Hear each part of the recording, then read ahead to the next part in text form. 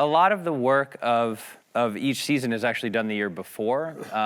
The first season was mapped out before we ever started shooting anything, and that allowed us to, while we were working on and writing season 1, we were also sort of throwing stuff forward to season 2 and saying, well, this is what season 2 can be, and the same was true of season 2 and to season 3.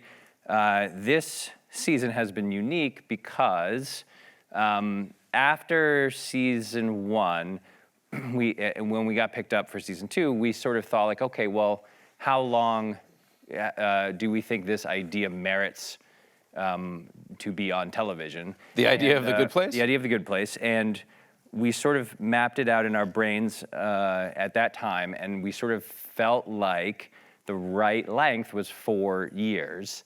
And we kept our options open for a while because we didn't want to close ourselves off to new ideas or new thoughts or new, new ideas, really.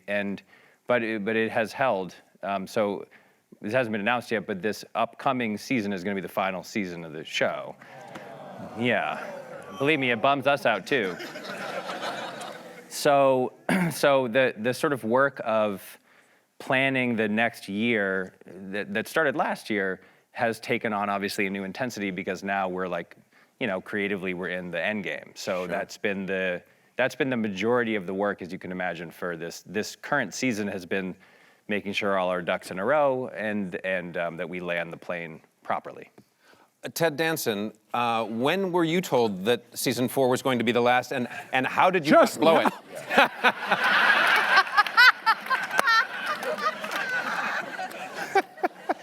At the same time, we all, pretty much after they decided, we were all told. And, much respect, much respect. Yeah. I just love that. I think, there's a wait, what moment, but then it's like, yes, absolutely. I know we do fart jokes and we have visual magic and we're silly, but this is a serious show, and we will have told, this is my feeling, that we will have told the story, and any padding around telling a really great story would be a shame. So I'm impressed and proud to be part of it.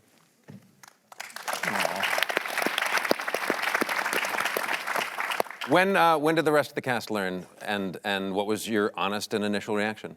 We all learned together, and I think my reaction at first was like, no, cool. Yes, cool. Yes, okay, you know what, cool, yeah. And then I think it was maybe 24 hours later that I was like, I think I'm depressed. Yeah. It was a little bit like a amicable breakup or something where you're like, yeah, this is good, but then you're like, but I really am still in love with you. Oh, no. I know. Oh, no. So anyway, but to echo what Ted said, I have so much respect for Mike and the writers and Morgan and everybody that made this decision.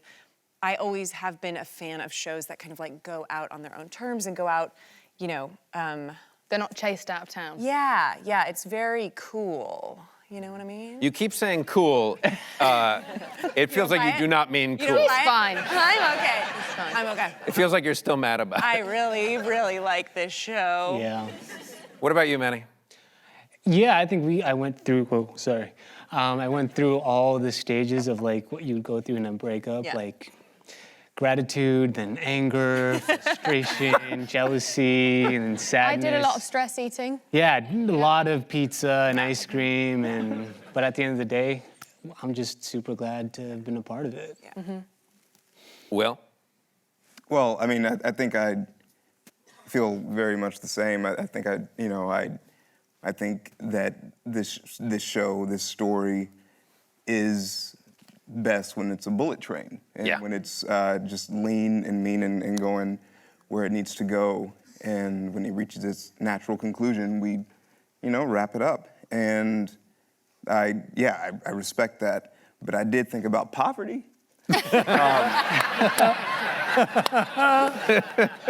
And so.